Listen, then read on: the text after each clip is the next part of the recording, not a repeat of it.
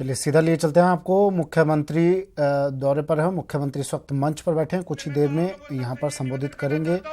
सिरोही दौरा मुख्यमंत्री अशोक गहलोत का, तस्वीरें सीधी टीवी स्क्रीन पर।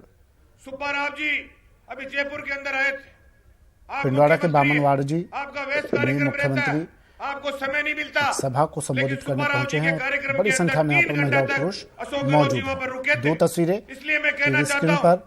आपकी सोच सभा में मौजूद महिलाएं, बड़ी संख्या में महिलाएं यहाँ पर पहुंची मुख्यमंत्री को सुनने के लिए, और मंच पर मौजूद किसानों की बिजली बिल की बात, किसानों की कर्जा माफी की बात, माताओं बहनों की बात, मनरेगा की बात, हर प्रकार से अशोक गहलोत की भावना किसानों के प्रति, गरीब के प्रति, छत्तीस कौम के प्रति रही है।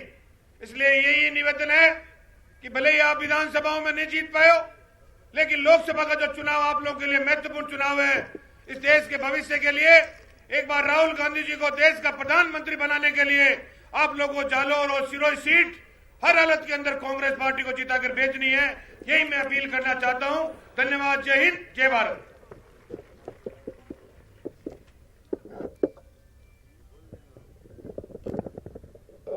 धन्यवाद आदरणीय महेंद्र चौधरी साहब का।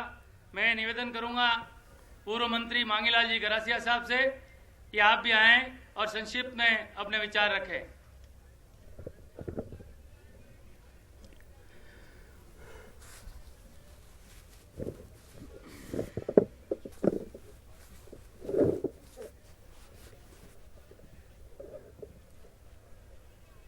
वंदनीय और तपोभूमि पर आज हमारे आपके सबके बीच में विराज रहे राजस्थान के यशस्वी परमश्रद्धेय माननीय मुख्यमंत्री महोदय गहलोत साहब, माननीय भाई चौधरी जी, लोढ़ा साहब, हमारे बीच में विराज रहे डांगे साहब, यहाँ उपस्थित हमारे देवस्य साहब, भाई हमारे जिलाध्यक्ष जी, और यहाँ उपस्थित हमारे बीच में विराज रहे सांगला साहब, हमारे तमाम माननीय हमारे बीच में विराज रहे लालाराम जी, और तमाम हम सभी मनसासीन अतिथिगण, दूर दराज से आए हुए हमारे सभी कांग्रेस के कार्यकर्तागण, और यहाँ उपस्थित हमारे साथ में विराज रहे मीडिया के तमाम सभी साथीगण, सभी पूर्व वक्ताओं ने अपनी बात को यहाँ पर भली बात कहा है। मुझे ज्यादा बात करने के लिए मैं नहीं खड़ा हुआ, क्योंकि माननीय मुख्यमंत्री जी का बहुत व्यस्त प्रोग्राम है और अभी आगे के प्रोग्राम को अंजाम रूप देना है। परंतु आज यहाँ पर जितने भी कार्यकर्ता यहाँ पर आए हैं, वे बिल्कुल ही कॉन्क्रीट रूप में वो कार्यकर्ता यहाँ पर आए हैं जो यहाँ सिरोही जिले में अपना प्रभुत्व कायम करते हुए कांग्रेस पार्टी को ताकत देने के लिए हर वक्त काम करते हैं, और कांग्रेस पार्टी की फिजा बदलने में अपने आप को समर्पित भाव से काम करने के लिए जो कार्यकर्ता है वो आज इस पंडाल में बैठे हुए हैं। आज वो समय नहीं है जहां पर हजारों की संख्या में भीड़ करने का काम करें, और वो हजारों की संख्या में और लाखों की संख्या में वो भीड़ आकर के केवल भीड़ में परिवर्तन होकर के रह जाती है। वैसा काम नहीं, इस बार में कॉन्क्रीट रूप में वो कार्यकर्ताओं को यहाँ पर बुलाने का काम पूरे जिले से किया है। मैं मानता हूं कि आज का समय आ गया इस मीडिया के माध्यम से चुनाव लड़ने का। आज हमारे नौजवान यहाँ पर बैठे हैं, सोशल मीडिया से जुड़ करके आगे काम करने का, यूट्यूब से जुड़ करके आगे काम करने का, फेसबुक के माध्यम से आपने आपको समर्पित करके एक देश और दुनिया में कई तरह की स्थिति पैदा करके आगे बढ़ने की बात को लेकर के, इसीलिए मुख्यमंत्री अशोक गहलोत का सिरोही दौरा। 3 तस्वीरें टीवी स्क्रीन पर। मंच पर मौजूद मुख्यमंत्री अशोक गहलोत। अभिजीत दवे मेरे सहयोगी हमारे साथ फोन लाइन पर जुड़े हुए हैं। अभिजीत, आज कौन कौन से वो मुद्दे रहने वाले हैं, किस तरह से मुख्यमंत्री किन रास्तों के जरिए केंद्र सरकार पर निशाना साधने वाले हैं?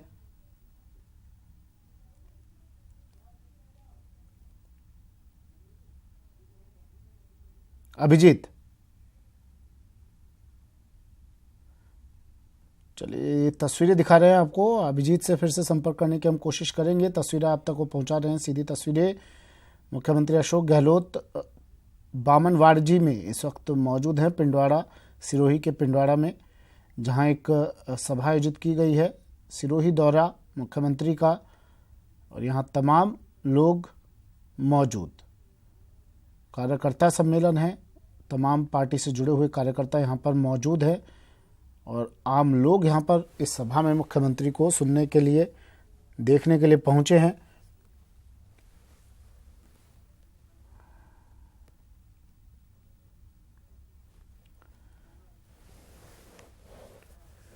चलो सीधा लिए चलते हैं। राज्यवर्धन सिंह राठौड़ भी अपने संसदीय क्षेत्र में दौरे पर हैं। सीधी तस्वीरें। जयपुर ग्रामीण सांसद राज्यवर्धन सिंह राठौड़ और अपने संसदीय क्षेत्र में अब आज जब 5 बजे चुनाव की तारीखों का ऐलान हो सकता है, उससे पहले ये तस्वीरें कुछ अहम भी हो जाती हैं। अपने संसदीय क्षेत्र के लोगों से मिलते हुए राज्यवर्धन सिंह राठौड़, ये उनका एक अंदाज है राज्यवर्धन सिंह राठौड़ का, जब भी जहां भी जाते हैं वो ये बताना नहीं भूलते कि हाँ मैं आम लोगों के बीच से ही हूँ। किस तरह से उन्होंने तुरंत साफा बांधा, राजस्थान की शान है ये साफा, और जब भी कोई विशिष्ट अतिथि आता है तो उसे साफा पहनाकर उसका स्वागत किया जाता है। कूकस में इस वक्त मौजूद हैं राज्यवर्धन सिंह राठौड़। ये तस्वीरें कूकस से दिखा रहे हैं आपको। सतवीर मेरे सहयोगी हमारे साथ फोन लाइन पर जुड़े हुए हैं। सतवीर, एक एक कर साफा बांधते जा रहे हैं राज्यवर्धन सिंह राठौड़, उनका स्वागत किया जा रहा है। तस्वीरें हम दिखा रहे हैं दर्शकों को, क्या कुछ चल रहा है सतवीर? जी बिल्कुल, आपको बता दूं कि केंद्रीय मंत्री राज्यवर्धन सिंह राठौड़ आज सुबह से ही जो कई कार्यक्रमों में हिस्सा यहाँ पर ले रहे हैं। सबसे पहले वो जो दौलतपुरा वहाँ पर पहुंचे और उन्होंने सबसे पहले पंचायत भवन का यहाँ पर जो शिलान्यास है वो किया, और साथ ही सामुदायिक केंद्र की जो का शिलान्यास भी उन्होंने किया है। फिलहाल ग्रामीणों में भी काफी उत्साह उन्हें देखकर यहाँ पर देखने को मिला। लोगों ने बड़ी संख्या में यहाँ पहुंचकर उनको फूल माला के साथ उनका जो स्वागत है, वो सत्कार है, वो यहाँ पर किया। और इसके साथ ही कई जो समस्याएं हैं जो उनके क्षेत्र के अंदर और ग्रामीण इलाकों के अंदर आ रही है, उसको लेकर भी उन्होंने यहाँ पर जो ज्ञापन है वो दिया है। और केंद्रीय मंत्री राज्यवर्धन सिंह राठौड़ ने पूरी तरीके से यहाँ पर लोगों को आश्वस्त किया है कि उनकी जो समस्याएं हैं वो यहाँ पर जल्द ही पूरी की जाएगी। इसके साथ ही आपको बता दें कि दौलतपुरा में जो सड़क है उस सड़क को लेकर भी उन्होंने ये साफ तौर पर संकेत दिए हैं कि सड़क का पूरी तरह से निर्माण यहाँ पे किया जाएगा, ताकि जिससे चलिए सतवीर, नजर आप बनाए रखिए, अपडेट लेते रहेंगे। सीधा आपको सिरोही ले चलते हैं। मुख्यमंत्री अशोक गहलोत यहाँ पर मौजूद हैं और लोगों को संबोधित अब करने जा रहे हैं।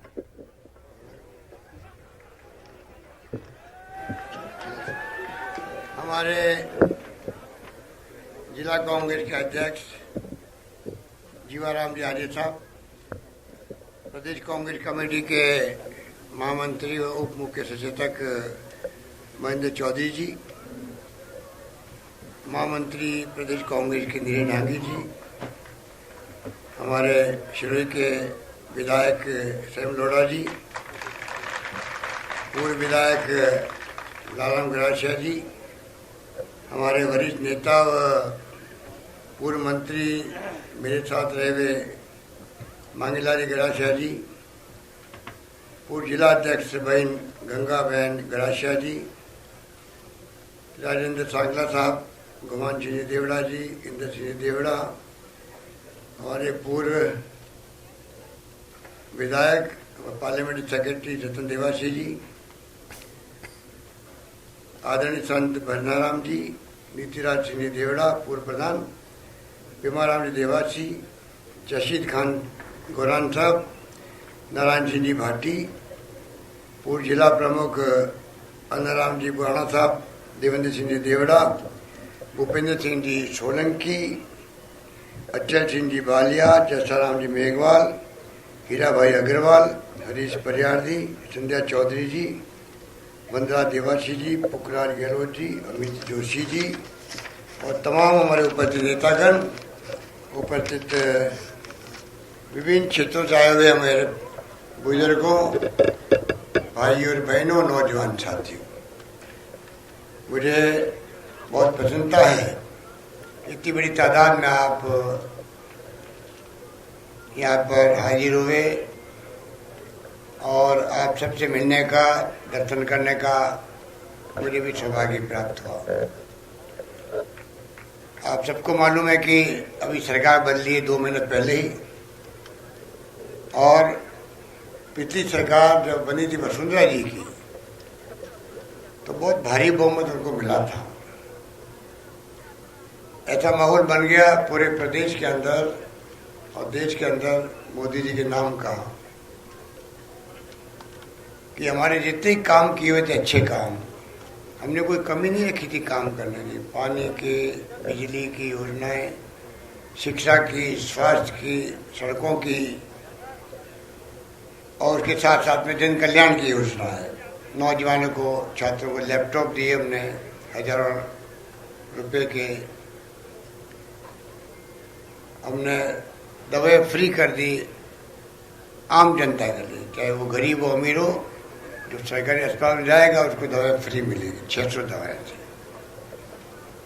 पेंशन हमने सारे हटा दिए जो पहले लगे हुए थे। बेटा बड़ा होगा तो पेंशन नहीं मिलेगी, पेंशन मिल रही होगी तो बेटा बड़ा होते ही पेंशन खत्म हो जाएगी। वो तमाम चीजें हटा के हमने 50 लाख नाम जोड़ दिए और पेंशन दे दी हमने 500 और 750 रुपये। दवाइयों के साथ में हमने फ्री कर दी, जांचें भी फ्री कर दी। खून की जांच हो, डायलिसिस हो, सोनोग्राफी हो, इस प्रकार के सैकड़ों स्कीमें।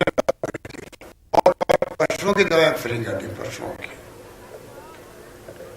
और पूरे देश में, पूरे प्रदेश में ऐसा माहौल बना कि राजस्थान सरकार जो कर रही है वो देश में कहीं पे भी नहीं हो रहा है। दवाएं फ्री वाला काम पूरे देश में राजस्थान पहला राज्य जिसने काम शुरू किया। फिर तो गुजरात की सरकार ने भी 18 गवर्नमेंट के लोग आए राजस्थान देखने के लिए। इस प्रकार के हालात उस वक्त बन गए थे। और चुनाव आते आते ऐसी स्थिति बनी कि पता नहीं मोदी जी की जो उनके बोलने का अंदाज, जो झूठेबाजी करने का उनकी फितरत, बड़ी बड़ी बातें ऐसी करी जैसे कि अगर ये प्रधानमंत्री तब बनेंगे तब राजस्थान में सरकार बीजेपी की बनेगी।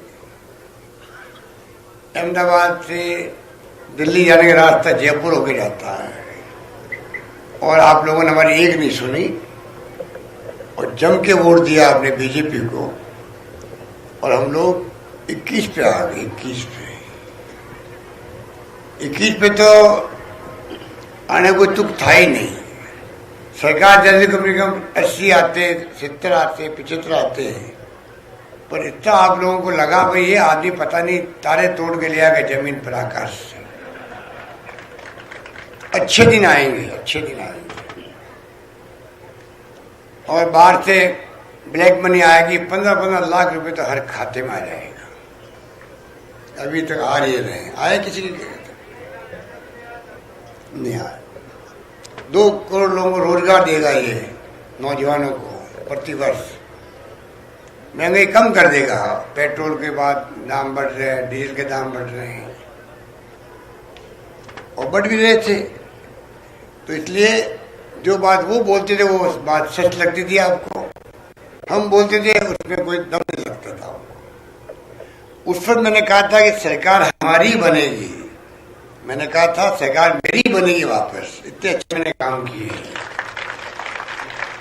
और मैंने ये भी कहा अगर सरकार मेरी नहीं बनी तो आने वाली सरकार काम भी नहीं करेगी।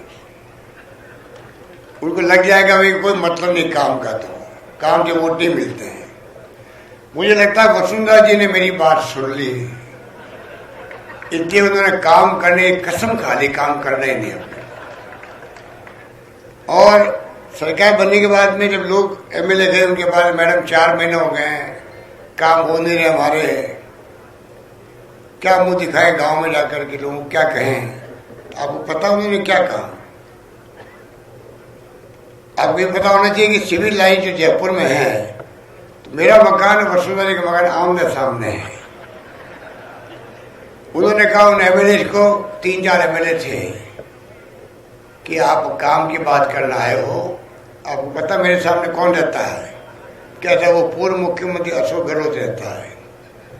तो जाओ सामने के पूछ लो, खूब काम करके देख लिए, वो वहां बैठा हुआ, मैं यहाँ बैठी हुई हूँ।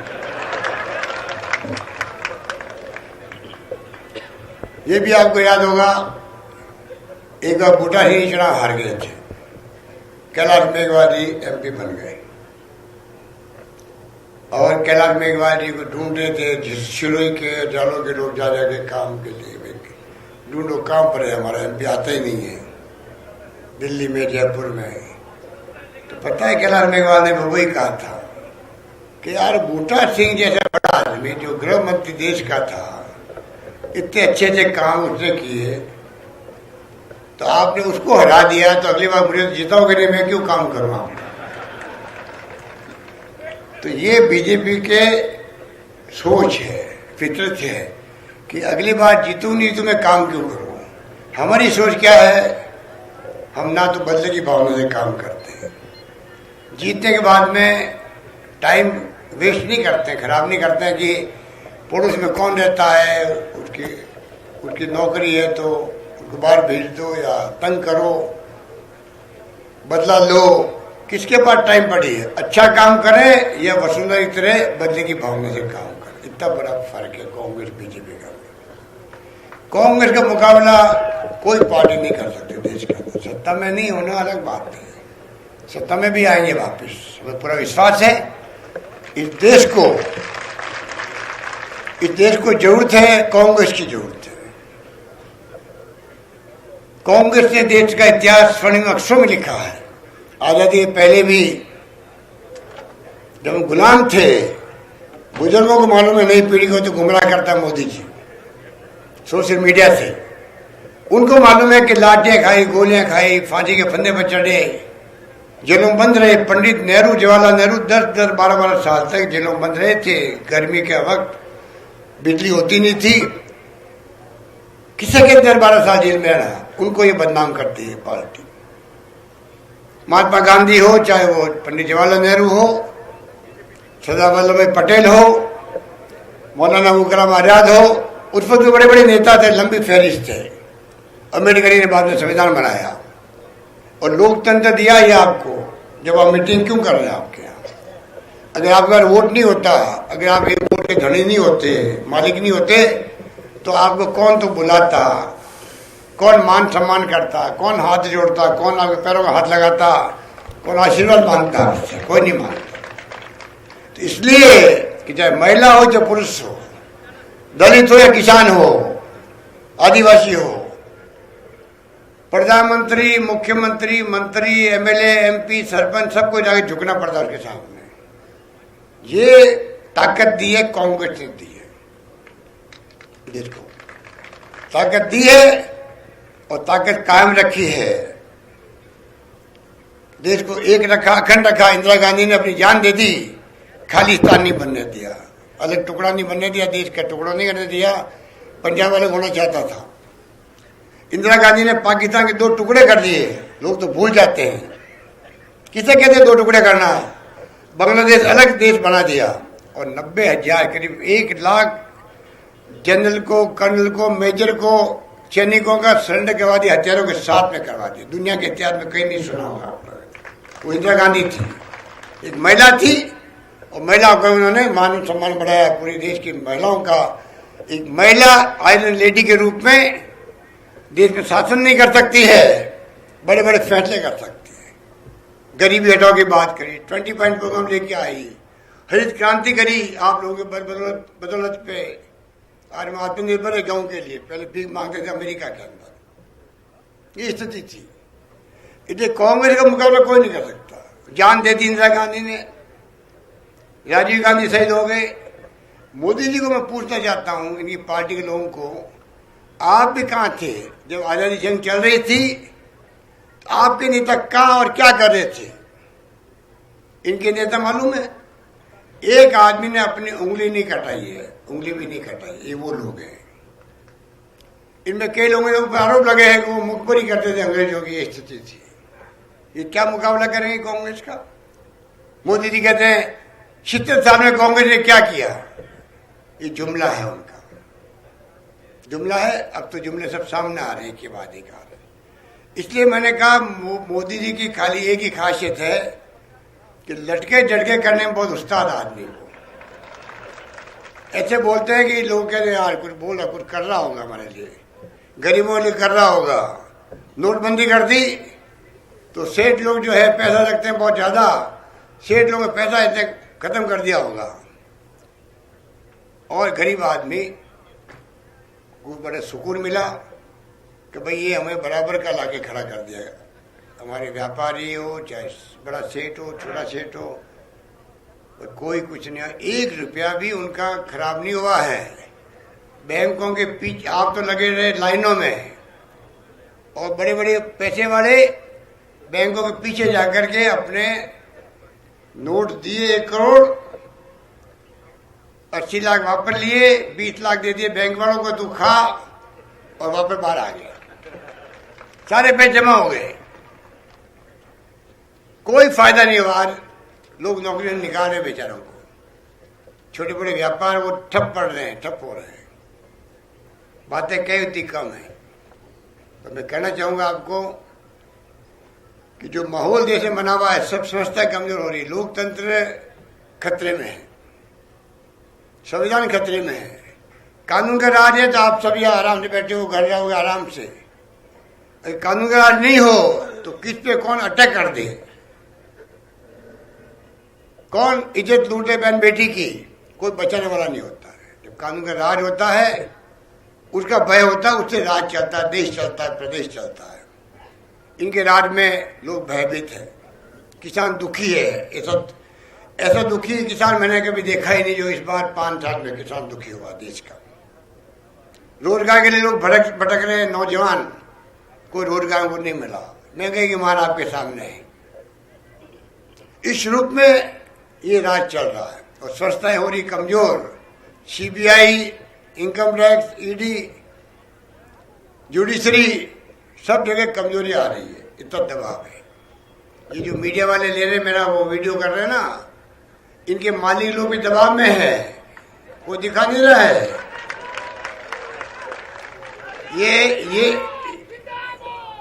ये मैंने तो कर रहे हैं, ये 2-2 घंटे खड़े बेचारे एंजॉय कर रहे थे मेरा, ये एंजॉय कर रहे हैं मेरा, और मेरा पूरी मेहनत से वीडियो उतार रहे हैं। पर जब जाएगा जयपुर में, दिल्ली में, नोएडा में, कट कर मोदी जी को कहीं मोदी देख नहीं लेगा। अशोक गहलोत क्या बोल रहा था मोदी जी के बारे में। ये लोकतंत्र है। अरे लोकतंत्र वो होता है कि आप खुल के आलोचना करो, मुख्यमंत्री हो या प्रधानमंत्री हो, एमएलए हो या मंत्री हो, कोई हो, जनता का अधिकार है खुल के बोलने का, अपने विचार प्रकट करने का, आरोप लगाने का अधिकार है। इनके राज में कोई आरोप लगा दो बीजेपी पे, वो देशद्रोही है। हार्दिक पटेल गुजरात में मुकदमा चल रहा है, देशद्रोह का मुकदमा चल रहा है, कन्हैया पे मुकदमा चल रहा है। हालात बड़े गंभीर है। इसलिए मैंने कल कहा जालौर में, मोदी जी की एक्टिंग मुझे बहुत पसंद है। वो जो बोलते हैं तो लटके के साथ चलते हैं। अकेले फोटो में आएंगे, आपको देखा होगा एक मंत्री पास खड़ा नहीं हो सकता।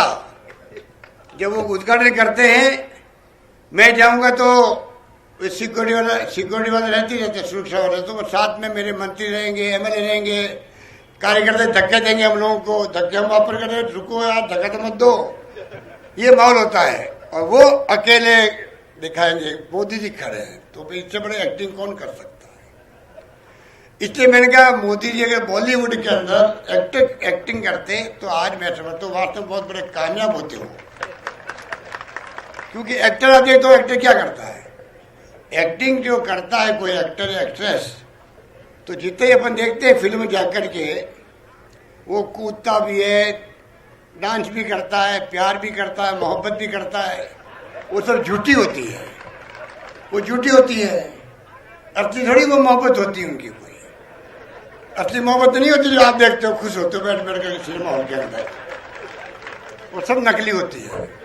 ऊपर से कूद जाता है, पता नहीं वो क्या क्या कर देते हैं।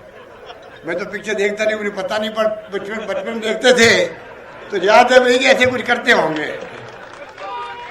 असली क्या है, असली कोई एक्टर एक्ट्रेस या विलेन जो एक्टर के पीछे भागता है या गुंडागिरी करता है, ये तमाम एक्टिंग है। वो एक्टिंग है, सच्चाई कुछ भी नहीं है।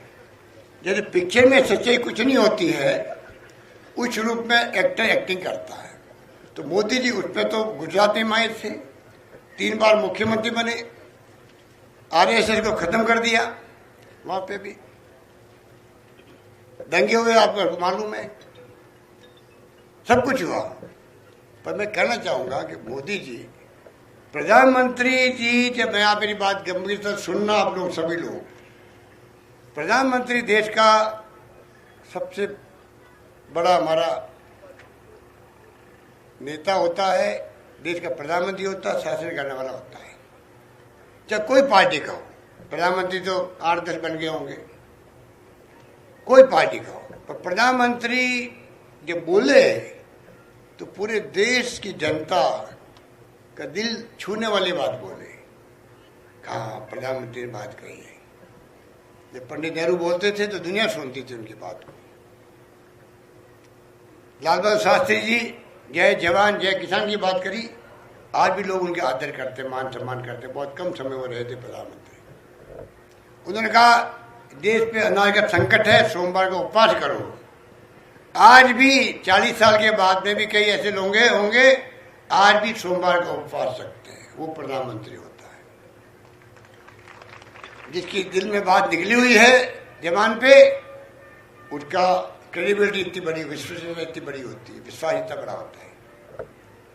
पर आज दुख की बात है कि प्रधानमंत्री जी मेरे कोई व्यक्तिगत दुश्मन नहीं है। राहुल गांधी ने कहा है, किसी ने कहा बीजेपी खत्म हो जानी चाहिए, राहुल गांधी कहा नहीं, कोई खत्म नहीं होनी चाहिए। बीजेपी रहेगी देश में, आरएसएस रहेगा, उनको रहना चाहिए। उनकी एक विचारधारा है, हमारी एक विचारधारा है। जनता फैसला करे कि किस पार्टी के पार्ट में कौन सी नीति है, कौन से कार्यक्रम में कौन से सिद्धांत है जो देश का भला कर सकते हैं, देश को एक अखंड रख सकते हैं, विकास कर सकते हैं, गरीबी को दूर कर सकते हैं। ये तय जनता करे। हम अपनी बात कहेंगे, वो अपनी बात कहें। ये पार्टियां रहनी चाहिए, खत्म कोई नहीं होना चाहिए। मोदी जी क्या कह रहे थे, कांग्रेस मुक्त भारत बनाएंगे। अरे मैं आपको दावे के साथ कह सकता हूं, कांग्रेस मुक्त तो भारत कभी बनेगा नहीं, क्योंकि 6 लाख गांव में कांग्रेस चौकियां आज भी है, चाहे सरकार कहीं है नहीं, अलग बात है। और कांग्रेस घर घर में घुसी हुई है। कांग्रेस इस देश के डीएनए के अंदर है, उनको कोई नहीं मिटा सकता है। और कांग्रेस मुक्त की बात करने वाले खुद मिट जाएंगे। एक दिन वो आएगा, मैं आपको कहना चाहता हूं। अभी तो धर्म के नाम पे हम बोलते नहीं है, क्योंकि इतना राष्ट्रवाद, वो तो राष्ट्रवादी है, और हम लोग यहाँ बैठे हुए हैं वो राष्ट्र विरोधी है। उनकी परिभाषा का वो राष्ट्रवादी, हम राष्ट्र के विरोधी लोग बैठे हुए। हिंदुत्व की बात वो करते हैं। क्या हम लोग हिंदू नहीं है? क्या हम गाय माता को नहीं मानते हैं? क्या भगवान को नहीं मानते? पर नहीं, जब तक वो कांग्रेस में है तो ये कांग्रेस मुसलमानों की पार्टी हो गई है। मुसलमानों की पार्टी, हम लोग मुसलमान हैं हम लोग। और बीजेपी ज्वाइन कर लो, फॉर्म भरते ही आप हिंदू बन जाओगे। ये वो लोग हैं। तो ये इससे उनको फायदा मिला, इसमें कोई दो राय नहीं है। इसका फायदा उन्होंने उठाया है। उन्होंने एक बार लोगों का दिल में बैठ गया, भाई ये राष्ट्रवादी है, ये हिंदू की बात करते हैं, कांग्रेस वाले तो मुसलमानों के पक्ष में बात करते हैं, करप्शन करते हैं, ऐसी ऐसी कहानी गर्दी है, लोगों के दिमाग में बैठ गई थी। तो मैं आपको कहना चाहूंगा कि ये अगर सच्चे उनके पक्ष में है, आप उनको वोट दो, कोई दिक्कत नहीं है। और सच्चे उनके पक्ष में नहीं है तो खाली धर्म के नाम पर बहकावे वाली यूथ नहीं। आपको देश हित के अंदर वो रास्ता चुनो जो वास्तव में सही रास्ता है, जो सत्य का रास्ता है। सत्य ही ईश्वर है और ईश्वर ही सत्य है। सत्य की इतनी बड़ी कीमत होती है, ये मैं कहना चाहता हूँ। इसलिए कृपा करके चुनाव आ रहा है, उम्मीदवार बनेंगे, चुनाव जीतना जरूरी है। एक एक सीट हमारे लिए कीमती है। आप जीताओगे चुनाव तब जाके मुझे आपने जो मुख्यमंत्री बनाया राजस्थान जनता ने, वो और मजबूत सरकार होगी हमारी फैसले करने के अंदर। अभी आपको मेरे पूर्व वक्ताओं ने सबने कहा। के बाद स्वागत है आपका। चलिए फिर से आपको लिए चलते हैं सिरोही। मुख्यमंत्री अशोक गहलोत संबोधित कर रहे हैं। अधिग्रहण का बिल था किसानों के लिए, तो उसने जान लगा दी अपनी, आखिर में कामयाब हुए और सरकार बन जाए तरीके से जमीन नहीं ले सकती किसान का, बहुत बड़ा फैसला करवाया। बड़े बड़े मुद्दे उठा रहे हैं, वो मोदी जी जवाब नहीं दे पा रहे। तो मैं आपसे अपील करना चाहूंगा, उम्मीदवार कौन बनता है वो राहुल गांधी जी तय करेंगे, पर उम्मीदवार कोई बनो, वैभव बनो तो ही ठीक है, दूसरा बन जाए तो आप उसमें वैभव गहलोत देखोगे, वैभव गहलोत की तरह ही है। ये भावना आप में होगी तब जाके हम कामयाब होंगे। हमें ये सीट जीतनी है जलोर शिरोही की। 8 में से 7 सीटें हमारे हैं एमएलए की, उसके बावजूद मुझे विश्वास है कि अगर आप एकजुट हो जाओगे, कल मैं जालौर में था और मैं आपके बीच में हूं, अगर आप एकजुट हो जाओगे तो मैं समझता हूं कि 7 सीटें हारने के बावजूद भी हम एक चुनाव लोकसभा का यहाँ जीतेंगे। ये मुझे आप पे पूरा विश्वास है, भरोसा ही मैं कह सकता हूँ। इसलिए मुझे लंबी बात नहीं करनी है, जल्दी फैसले होंगे। आप अपनी कमर कस लो और संकल्प लो कि ये देश हित के अंदर है। मैंने कहा अदालतें हमारी किसी से अदालत नहीं है, लिहाज करने की जरूरत नहीं है आपको भी किसी से। आपको तो देश हित में काम करना है, फैसला करना है। और जो आज टीवी में आ रहे हैं, जो टीवी मीडिया वाले बहुत दबाव करते हैं देश के अंदर, वो ढंग से नहीं दिखा रहे हैं। वो मोदी जी और उनकी पार्टी के लोगों को दिखाते हैं। 2 लोग राज कर रहे हैं मीडिया के हिसाब से, एक मोदी जी, एक अमित शाह जी। 2 लोग हैं जो चेहरे आते रहते हैं मीडिया के अंदर। करोड़ों रुपए, अरबों रुपए खर्च कर दिए विज्ञापनों के अंदर, टीवी हो चाहे वो प्रिंट मीडिया हो। वो इस मीडिया की जांच में नहीं आना, हम लोग जांच में नहीं आना, समझ गए तुम लोग, जांच में नहीं आना। एक है वो एनडीटीवी, जो मेरे ख्याल आप लोग बहुत कम देखते होंगे एनडीटीवी। रवीश कुमार का नाम सुना है? रवीश कुमार का नाम किसने सुना? हाथ खड़ा करो। इतने हाथ खड़ा कर दिए,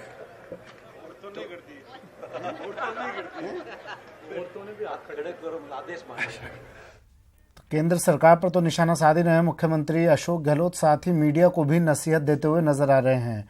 फिलहाल मेरे साथ इतना ही। ये खबर आपको दिखाते रहेंगे, मुख्यमंत्री का संबोधन आपको सुनाते रहेंगे। अभिषेक आपके साथ जुड़ेंगे। दीजिए इजाजत, नमस्कार।